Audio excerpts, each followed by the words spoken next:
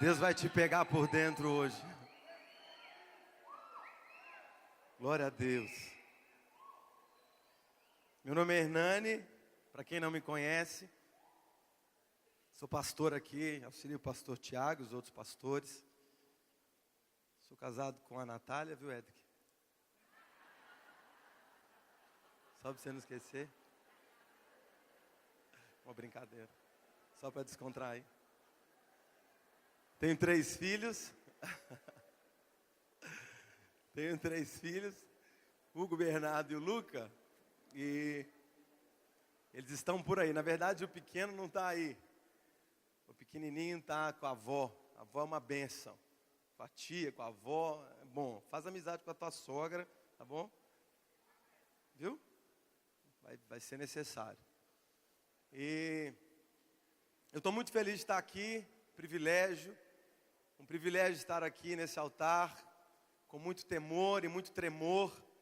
Nós estamos aqui hoje e estamos falando sobre legado nesses dias, e falar sobre legado é falar sobre a própria vida, falar sobre o seu próprio legado, o nosso próprio legado, o seu próprio legado.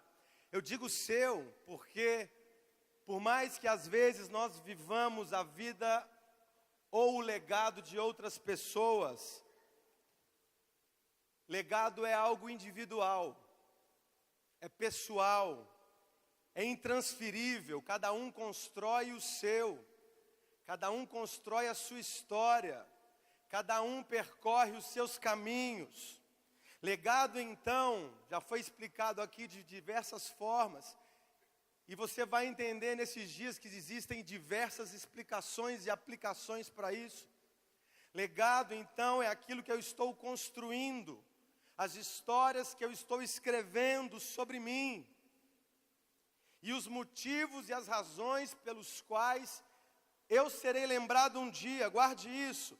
Eu e você escrevemos todos os dias as nossas histórias de forma consciente ou inconsciente, com responsabilidade ou não, nos esforçando ou não, relapsos ou não, mas fato é que quando olhamos para trás ou quando olhamos para dentro da nossa própria história, teremos uma biografia da própria vida a ser lida.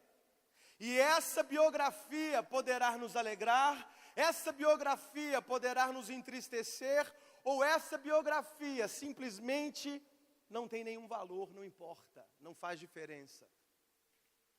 A pergunta hoje é: que legado eu e você, nós como corpo, como igreja, como reino, como indivíduo, na comunidade ou fora da comunidade, qual a história e o legado nós estamos construindo? Qual o legado você está construindo? Porque legado é um produto, como eu disse, da nossa própria vida, e a vida é rápida, a vida é passageira, a vida é transitória. E essa ideia de finitude de vida rápida, de vida transitória, nos assusta e nos surpreende muitas vezes. Porque quando assustamos, nós estamos com 15, 25, 38. Eu fiz há 15 dias atrás, não parece, não fala nada. Mas eu fiz. E o tempo passa, o tempo está passando. O que eu quero dizer aqui para vocês hoje é que a vida é muito curta para ser pequena. A sua vida e a minha vida, ela é muito curta para ser pequena. E eu queria perguntar, na verdade eu queria refletir com vocês, quanto tempo temos de vida? A idade média do brasileiro é 75 anos. E não é nada. Quando se tem 10, 15, 20, 30, nós não nos preocupamos com isso. Mas para alguns 75 é daqui a pouco. Para outros 75 já passou. A minha avó tem 87. Está batendo recordes. E ela é campeã mineira e brasileira de natação. E ela disse na igreja esses dias assim: filho, tem uma velhinha lá na igreja, coitada, ela tem tanta dificuldade. Eu olhei para ela e disse: vó, defina velhinha. E ela disse: uns 89. Falei: está bem distante da senhora. Então a vida ela vai passando. Existe um escritor e médico mineiro que se chama Guimarães Rosa, e ele disse que o importante não é chegar e nem partir, mas é a travessia. E ele mesmo disse que viver é muito perigoso. E eu te pergunto, é perigoso? É perigoso. Mas não só viver é perigoso, mas nascer também é perigoso. Nascer é perigoso, preste atenção nisso. A natureza, Deus, ou melhor, Deus através da natureza, enfim, da biologia, nos faz esquecer dos primeiros anos de vida. Nós esquecemos o momento em que nascemos, 1, 2, 3, 4 anos de vida, nós não lembramos mais, porque é muito impactante. Esse processo de nascer é doloroso, é impactante. E porque a natureza, Deus então apaga isso da nossa memória, mas o útero materno é o lugar mais seguro do universo.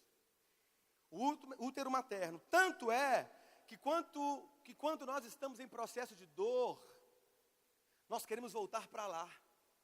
Quando nós estamos num processo de ser moídos, nós queremos voltar para o colo da mãe. Não é assim? Quando você está em desespero, dor e sofrimento, você deita na cama, você fica em posição fetal, você abraça os seus joelhos e você aperta o peito. É um processo natural. E já percebeu que nos hospitais psiquiátricos, os loucos, ou quando querem reproduzir na ficção os loucos, eles estão nus, deitados nos pátios, e estão assim. É a posição fetal. Adoramos esse meio líquido do útero. Porque no meio líquido do útero, preste atenção nisso, é mais fácil. Você come por tubo, você respira por tubo, você está quente. Não tem calor, não tem frio, não tem luz. Você está seguro ali. Aí você está lá, um feto crescendo 8 meses e meio, 9 meses. E de repente começa aquela contração ali dentro. E você começa a ficar incomodado. E aí o líquido começa a sair da placenta. E de repente alguém vai e te toca pela primeira vez. E você acha aquilo um incômodo. E de repente começam a te puxar, te tocam, te puxam pela cabeça, te erguem, você vê luz, vê barulho, vê tudo turvo, e de repente alguém te ergue e faz pá! Um tapa no seu bumbum.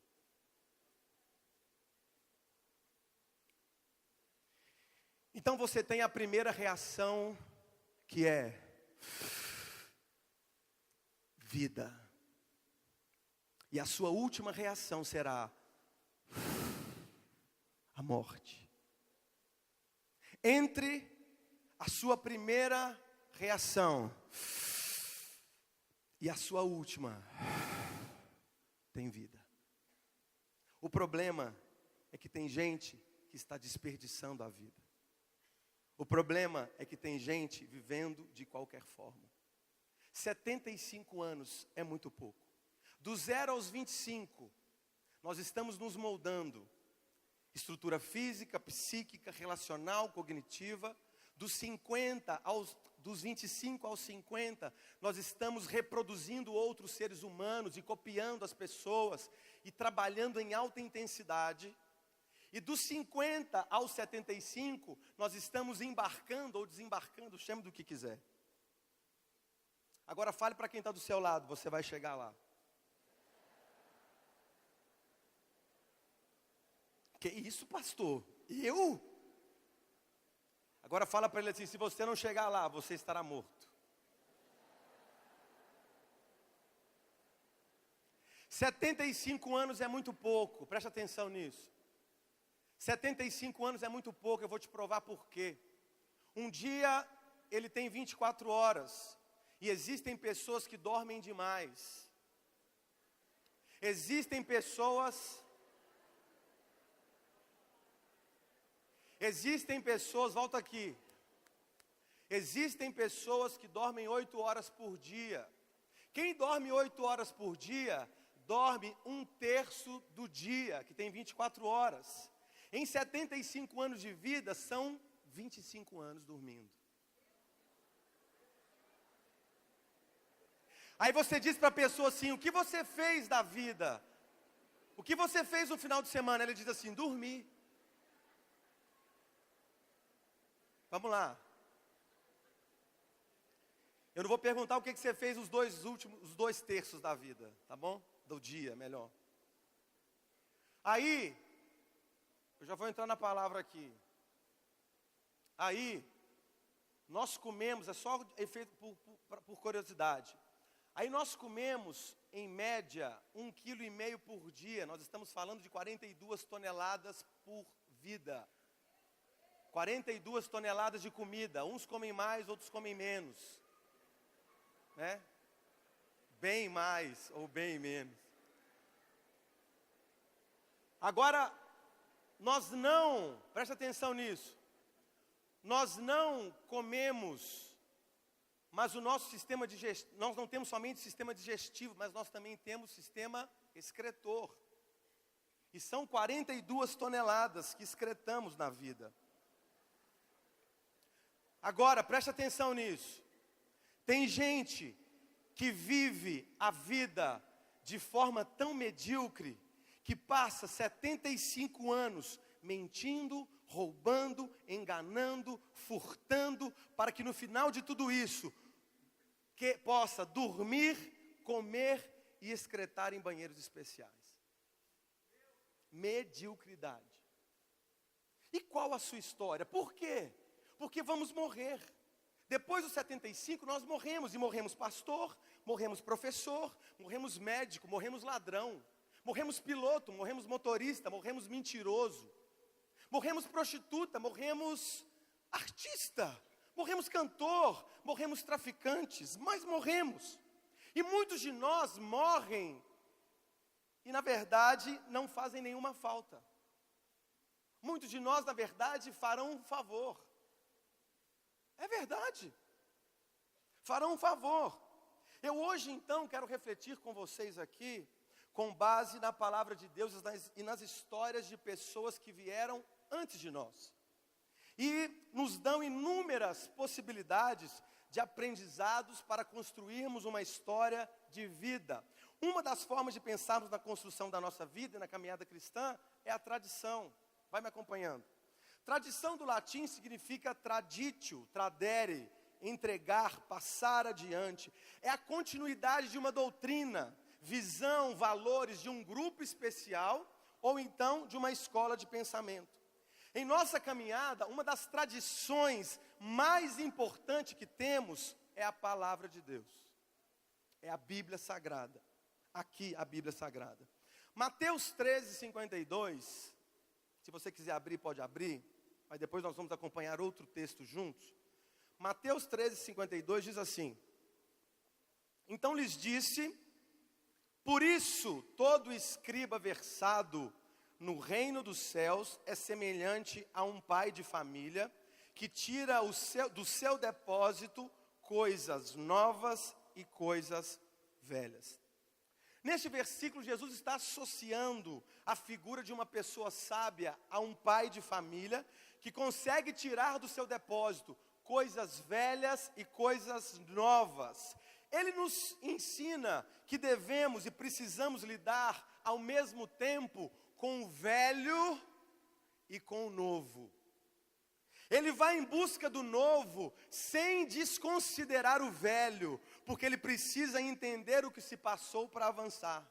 Lidar com o passado, aplicá-lo no presente, no seu presente, no meu presente, para definirmos aqui então um futuro.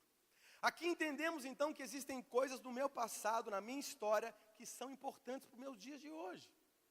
Eu não posso simplesmente imaginar que meu passado passou, ok, passou. Mas existem coisas do nosso passado que nós precisamos trazer de volta, aprender de volta, para construirmos uma vida, uma história, um legado diferente. Quem está me entendendo?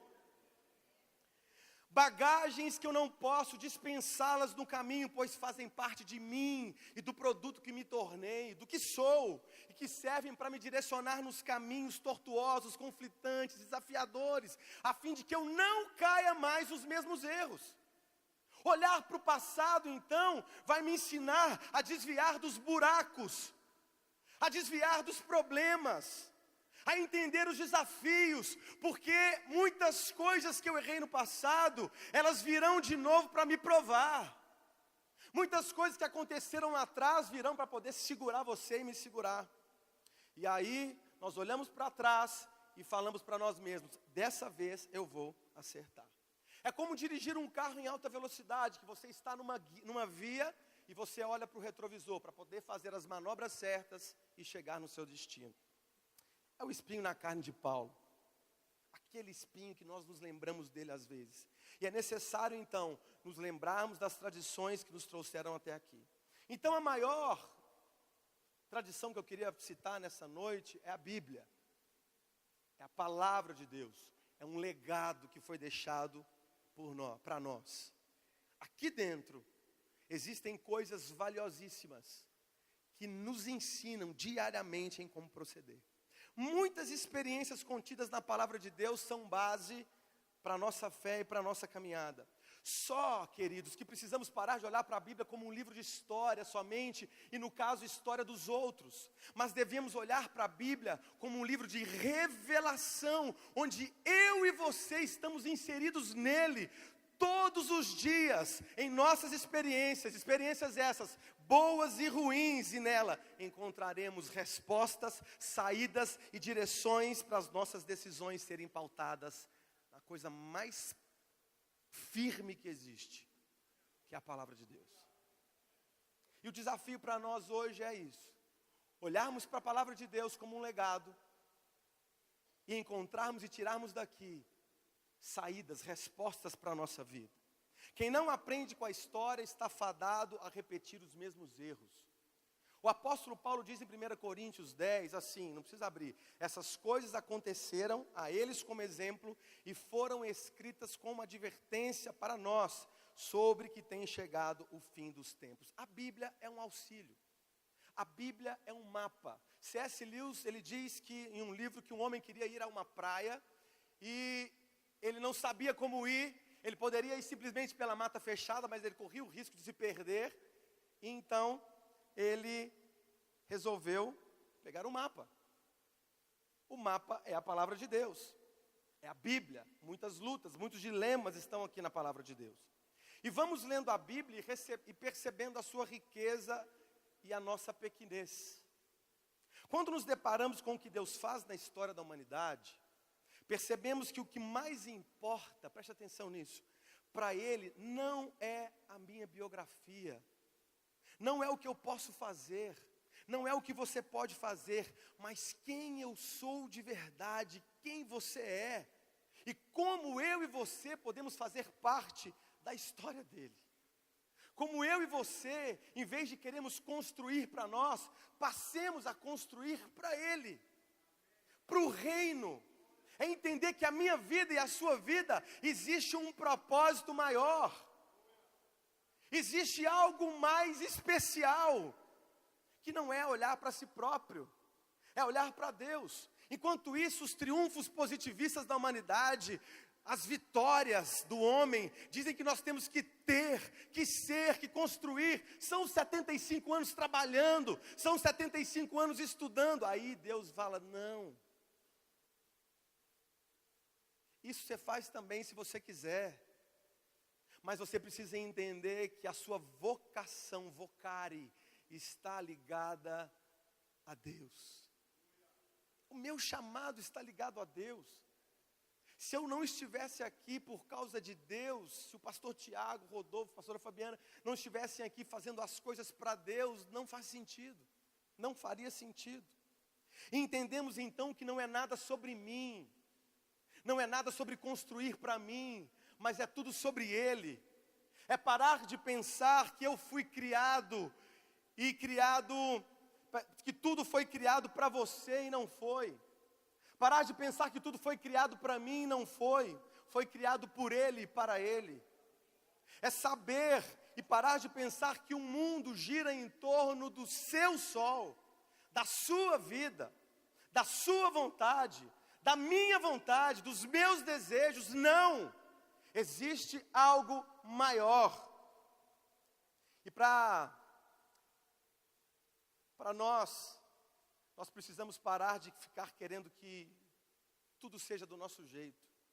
Achamos que a Bíblia foi feita do nosso jeito, mas a função da Bíblia não é essa. Ela é um mapa que nos capacita a entender e compreender a Deus. A Bíblia é uma bússola para quem está perdido.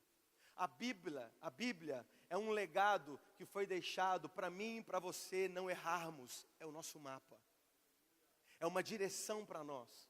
E quando você estiver dúvida e não quiser errar, a Bíblia é o lugar para buscarmos respostas. Eu hoje quero não só falar da Bíblia, mas eu quero trazer um exemplo na Bíblia que é um legado para nós e serve de direção.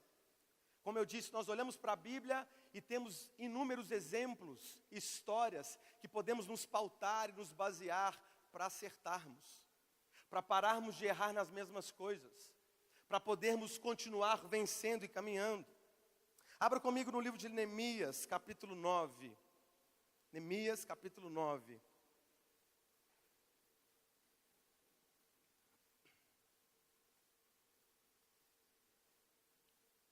Aqui tem um resumo sobre a história do povo de Israel, e nós vamos dividi-las aqui em algumas partes.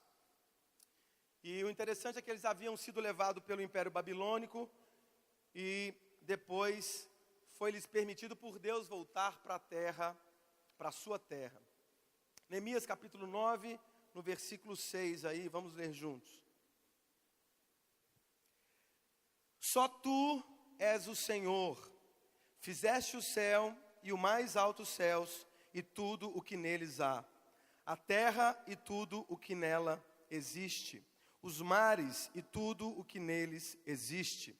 Tudo deste vida a todos os seres, e os exércitos dos céus te adoram.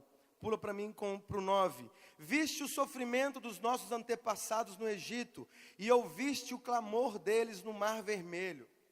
10. Fizeste sinais e maravilhas contra Faraó e todos os seus oficiais, e contra todo o povo da sua terra, pois sabias com quanta arrogância os egípcios o tratavam. Corre para o 12 aí. Tu os conduziste de dia com uma nuvem e de noite com uma coluna de fogo para iluminar o caminho que tinham a percorrer. Agora vai no 15. Na fome deste-lhes pão do céu e na sede tirastes para eles água da rocha. Mandaste-os entrar e tomar posse da terra que sob juramento tinha prometido dar-lhes. Aqui nós vemos que o povo de Israel, eles sabiam que quem era Deus, eles exaltaram a Deus, que Ele era o preservador da vida, e eles diziam aqui que Deus não só os criou, mas Deus os sustentava em todo o tempo. E aqui está claro para nós que eles foram sustentados por Deus, e eles começam a dizer que Deus dá vida, dá alimento, dá proteção, Deus cuida deles também nas questões materiais, né? Não só com a sua presença, mas uma coluna de fogo para os guiar, e nuvem do céu para que o sol não os queimasse, sandália nos pés, roupa, maná. Então Deus estava cuidando deles, falando: vá para a terra, volta para lá, você vai voltar, eu vou cuidar de vocês. O interessante aqui é que, mesmo com todas essas maravilhas que Deus fez, o texto continua dizendo que o povo se tornou arrogante, se voltou contra Deus. O povo se esqueceu. O povo olhou para tudo isso, percebeu que Deus era maravilhoso, mas mesmo assim, eles se voltaram contra Deus. Vai comigo aí no verso 16. Mas os nossos antepassados tornaram-se arrogantes e obstinados, e não obedeceram aos teus mandamentos. Eles se recusaram a ouvir-te e esqueceram-se dos milagres que realizaste entre eles. Tornaram-se obstinados e na sua rebeldia escolheram um líder a fim de voltarem à sua escravidão. Mas tu és um Deus perdoador, um Deus bondoso e misericordioso, muito paciente e cheio de amor. Por isso, não nos abandonaste, mesmo quando fundiram para si um ídolo na forma de um bezerro e disseram: este é o seu Deus que o tirou do Egito, ou quando proferiram blasfêmias terríveis. Vemos aqui a bondade de Deus. Percebemos aqui na Bíblia que o povo voltou-se contra Deus e ao mesmo tempo Deus os perdoou. Deus olhou para eles e deu para eles uma nova chance. Falou que o Espírito Santo estava ali, cuidou deles. E Neemias dava graças a Deus pela grande misericórdia de Deus na vida deles.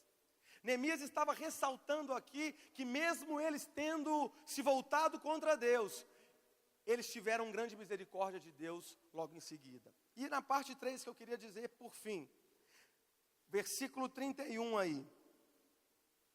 Versículo 31. Graças, porém, à tua grande misericórdia, não os destruíste nem os abandonaste, pois és Deus bondoso e misericordioso. 32. Agora, portanto, nosso Deus, ó Deus grande, poderoso e temível, fiel à tua aliança e misericordioso, não fiques indiferentes a toda a aflição que veio sobre nós, sobre os nossos reis e sobre os nossos líderes, sobre os nossos sacerdotes e sobre os nossos profetas, sobre os nossos antepassados e sobre todo o teu povo, desde os dias dos reis da Assíria até hoje. Corre no 38 aí comigo. Em vista disso, tudo estamos fazendo um acordo por escrito e assinado por nossos líderes, nossos levitas e nossos sacerdotes. Aqui então, por fim, mostra que o povo se arrependeu. Deus não os amassou, não os matou. E por fim, Deus ainda tem misericórdia e faz um conserto com eles. Eles então consertam com Deus. E queridos, como podemos aplicar isso em nossas vidas? Como eu posso trazer isso aqui para mim e para você? Eu também já fui liberto e também já tive saudade do pecado. Eu também já fui restaurado e já tive vontade de voltar atrás. Eu também já tive uma transformação de vida e por algumas vezes fraquejei na fé. Ou seja, essa história aqui, ela está aqui, não por coincidência. Esse povo sou eu. Esse povo é você. Essa história é minha. E essa história também é sua. A Bíblia nos dá a oportunidade, como eu disse, de lermos isso e não repetirmos os mesmos erros. É uma oportunidade de sermos diferentes. Por isso o legado não é o que você faz. Legado é aquilo que você é. Legado não é aquilo que eu posso fazer, mas é aquilo que eu posso ser. Se nós não ficarmos atentos no que reproduzimos na nossa vida, estamos fadados a repetir os mesmos erros dos nossos antepassados. A Bíblia então é um legado que está aqui para que nós possamos lê-la e não repetir. Agora, os antepassados que eu digo, erros dos antepassados que estão na Bíblia e erros dos nossos antepassados que estão na nossa casa. Corremos o risco de sermos como o povo de Israel foi com Deus. E corremos o risco de sermos às vezes como os nossos pais.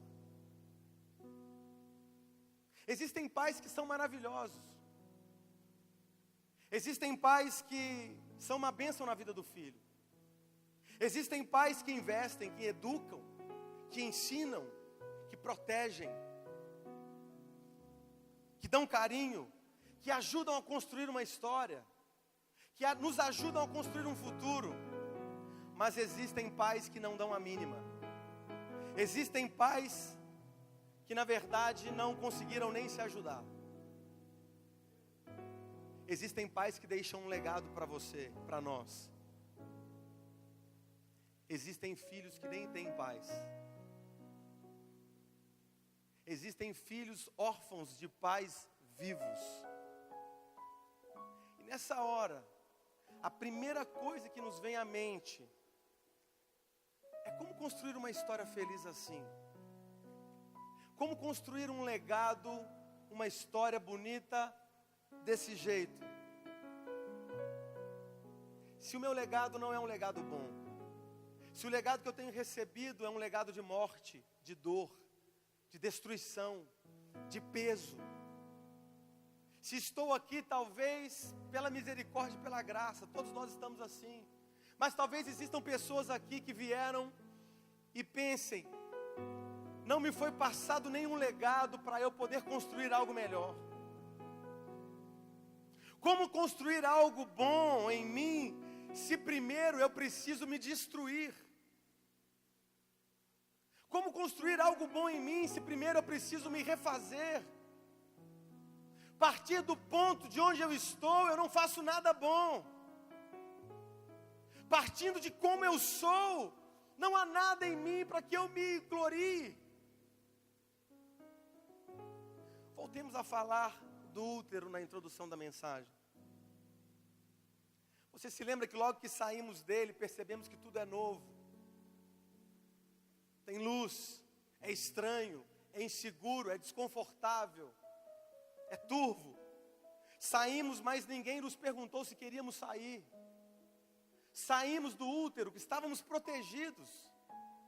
Ninguém pediu ou nos perguntou. Fomos obrigados a sair. Na verdade, eu não gostaria de ter saído de lá. Eu gostaria de ter ficado lá. Porque lá eu tenho comida. Lá eu tenho segurança. Lá eu não tenho que provar nada para ninguém. Lá eu não estou sendo comparado. Lá eu estou protegido. Lá eu posso estar cansado. Lá eu sou fraco. Lá eu sou o que sou. Assim é a nossa vida muitas vezes. Eu sei. Eu sei. Quantos de nós na vida adulta não gostaríamos de voltar para o útero? Quantos de nós estamos cansados? E é exatamente nessa hora que olhamos para a vida e vemos que não construímos nada. Quando começamos a falar sobre legado aqui no acampamento, e eu olho para dentro e eu falo, não fiz nada. Não construí nada. Já era para eu ter produzido mais. Já tenho 25, já tenho 20, já tenho 15, já tenho 30. Já tenho mais de 30. Eu não consegui propor. Está todo mundo falando de legado, de vida boa, de coisas lindas, mas eu não consegui. A minha vida parou. Na verdade, eu não construo nada. E mesmo nós, adultos, vividos, experientes, às vezes estamos como crianças que acabam de sair do útero, totalmente perdidos. Estamos aqui no acampamento e temos que pular, pulamos.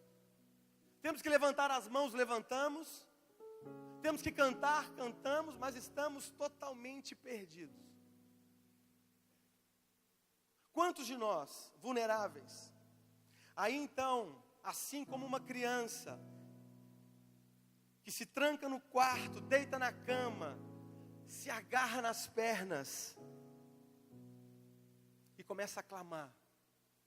Nessa hora, quando bate aquele desespero em nós, nessa hora, devemos nos lembrar que temos um Pai. Na hora em que ninguém pode nos ajudar, na hora em que ninguém pode fazer nada por mim e por você, é a hora que precisamos do nosso Abba. Abba Pai. Não sei se você sabe, mas ninguém antes de Jesus chamou Jesus de Pai. Dirigiu a palavra a Ele como Pai. Se referiam a Ele como Pai. Mas ninguém disse Pai. Jesus disse, o meu Pai. A palavra que Jesus usou foi Abba. Veja que interessante que Abba é a palavra anterior à palavra. Abba, na verdade, não significa papai. Abba não significa paizinho querido.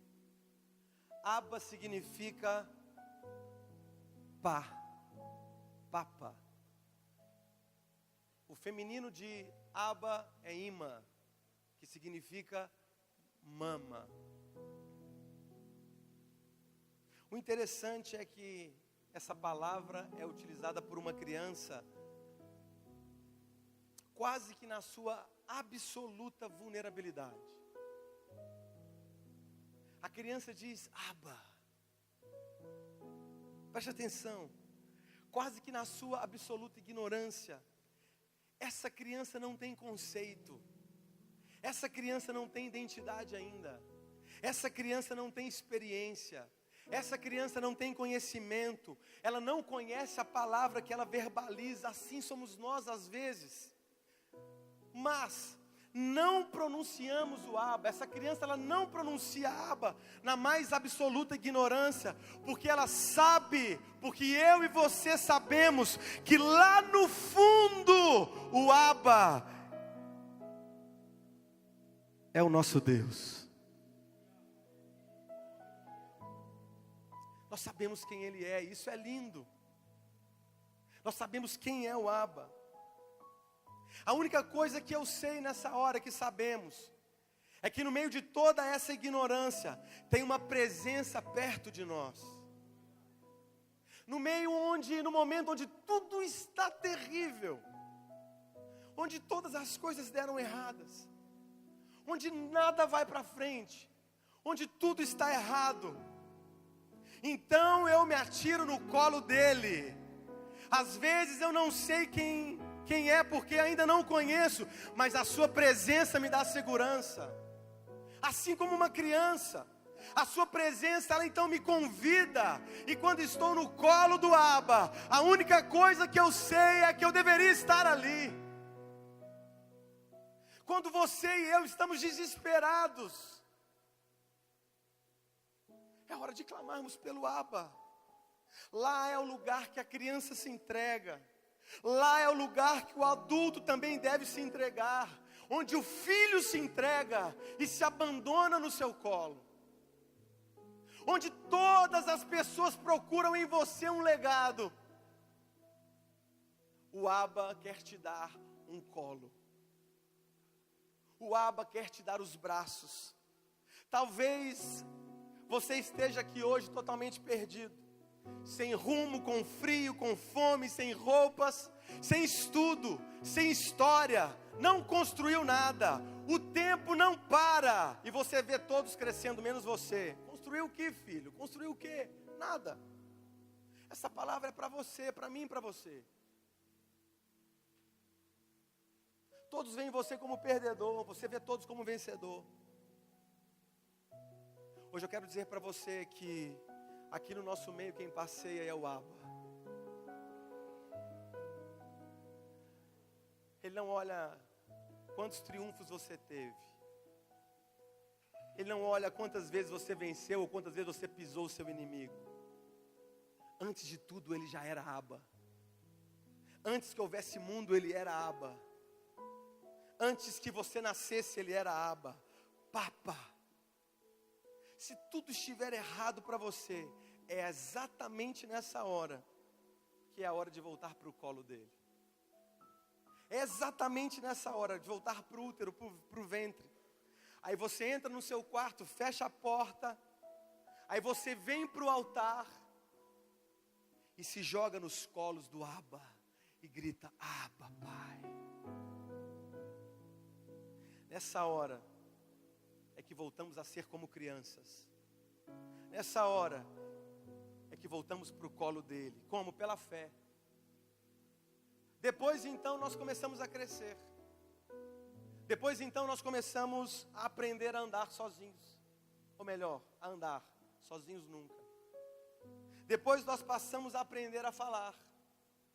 Depois a criança conhece melhor o pai, o Abba, e começa a chamar o Abba de papai, de pai, de amigo.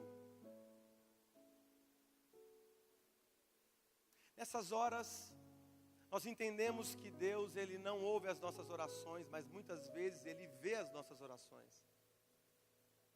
Porque nessas horas, muitas vezes, as nossas palavras na oração são desabafos emocionais. E aí Deus nos vê. E a única coisa que conseguimos fazer na nossa oração é chorar.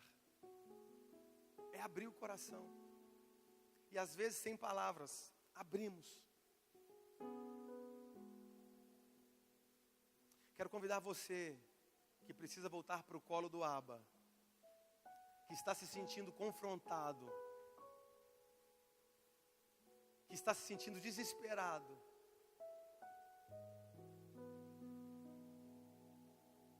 a chorar nos braços dele.